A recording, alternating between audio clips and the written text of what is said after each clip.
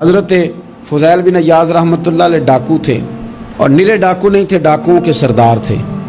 تو ارشاد فرماتے ہیں کہ میرا طریقہ یہ تھا کہ میں ایک پورے قافلے کی صورت میں حملہ کرتا تھا تو لوگ ڈرا کرتے تھے اگر کہ فضیل بن عیاض کے ڈاکوؤں نے حملہ کیا تو پھر نہیں بچتے۔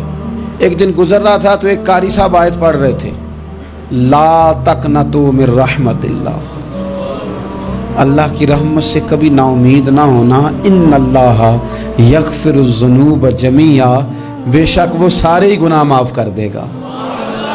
آپ فرماتے ہیں میرے دل میں بات اثر کر گئی، ماننا ہے نا۔ اس نے نہیں ماننا، اس نے 6666 آیتوں کا ترجمہ پڑھ کے بھی توجہ نہیں کرنی۔ آپ ارادہ کریں نا، آپ اپنی دل کی زمین کو زرخیز بنائیں۔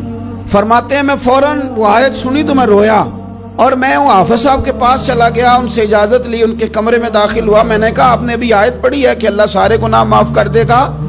تو جس بندے نے کئی سال ڈاکے ڈالے ہوں، بیٹیاں روتی رہتی ہوں پر وہ مال لے کے آ گیا ہو، مائیں واسطے دیتی رہتی ہوں پر وہ لوٹ کے نکل آیا ہو، اب جی اگر وہ بندہ بھی سچے دل سے توبہ کرے تو اللہ معاف کر دیتا ہے۔ تو آفو جی کہنے لگے میں کون ہوتا ہوں تمہیں کوئی تفسیر بتانے والا، میں نے تو قرآن کی آیت پڑھی ہے، میرا رب کہتا ہے لا تقنطوا من رحمت اللہ، تم نے مایوس نہیں ہونا، تم آ جانا، معافی مانگ لینا، ان اللہ یغفر الذنوب جمیعا، اللہ سارے ہی گناہ معاف فرما دے گا، اللہ سارے گناہ۔ تو یہ تو اللہ فرما رہا ہے۔ فضیل بن عیاض کہتے ہیں میں نے کہا ختم ہو گئی بات، توبہ بھائی۔ واپس آیا تو وہ میرے ساتھ جو تھے نا، ان سے میں نے کہا سردار نیا تلاش کر لو بھائی۔ اب ارادے بدل گئے، پروگرام کچھ اور ہو گیا۔ اب تو لوگ ہمیں تانے دیں گے، اب تو لوگ باتیں کریں گے کہ اوتھے کی لین جانا ہے۔ فضیل بن عیاض کہنے لگے بس بھائی توبہ کرنی، اب تم کوئی اور سردار تلاش کر لو۔ اور اوپر سے نہیں کہا، توبہ کی تقریریں نہیں کی، دوسروں کو میسج نہیں بھیجے، اور لیکچر نہیں جھاڑے، رو کے کہا، درد سے کہا، دل سے کہا۔ تو وہ جو باقی کے تھے نا، ان پر سردار کی بات کا اثر ہوا، کہنے لگے سردار ہم نے سردار نیا نہیں ڈھونڈنا، اگر چوریاں مل کے کی ہیں تو اب تو اس طرح تو نہ کر، توبہ بھی مل کے ہی کریں گے، اب اللہ بھی مل کے ہی کریں گے، اب بس تو اگر ادھر جائے گا تو ہم بھی تو جائیں گے نا۔ اللہ اکبر۔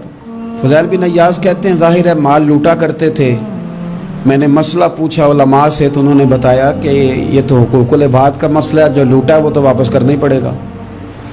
اب میں نے وہ پیسے جمع کیے، اب سارے تو میرے پاس تھے نہیں، جتنے میں دے سکتا تھا دیے، جو کھا چکا تھا وہ رہ گئے۔ ایک یہودی کے پیسے رہ گئے، اس کے گھر چلا گیا، میں نے جا کے اسے کہا میاں میں نے کر لیا توبہ، اور میں وہ فضیل بن عیاض ڈاکو ہوں جس کے تیرے گھر سے اتنا مال لوٹا تھا، میرے پاس پیسے کوئی نہیں، وہ پیسے لگ گئے، اب تو اس طرح کر مجھے معاف کر دے۔